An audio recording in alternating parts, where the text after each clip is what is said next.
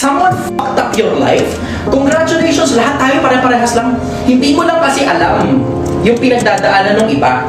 Kasi masyado kang nasa social media na tinitignan mo yung maraming mga taong masarap yung mga buhay nila na akala mo they're doing okay, they're doing well, they're doing fine, and everything is under control.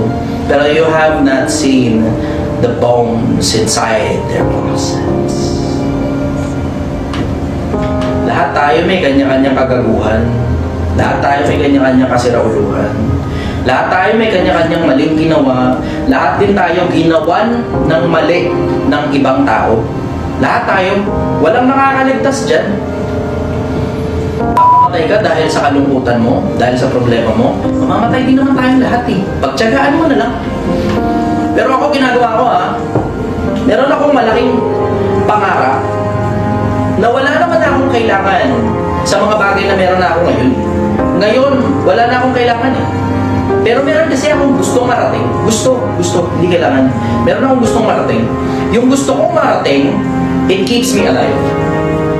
Kasi put yourself in my shoes. Palit tayo ng kalagayan. Sige, magkaintindihan tayo ngayong Pilipinas. Palit tayo ng kalagayan. Ikaw ang lumagay sa level ko. Palit tayo, you think that I'm doing well? You think that I'm doing far better than you are? Hindi, nagsasalita lang naman ako sa social media for the sake na baka sakaling may pag-asa ako sa kabilang buhay. Pero you don't know jack shit of what I have done. Hindi mo alam kung ano mga nagawa ko sa buhay ko. Hindi mo ako kilala. Tignan mo, walang history kung sino ako.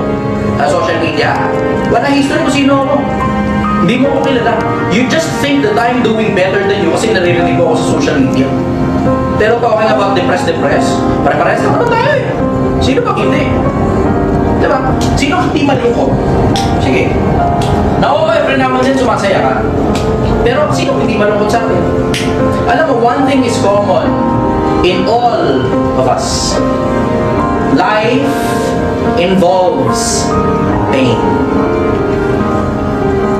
Lahat tayo may kanya-kanyang sakit ng kalooban.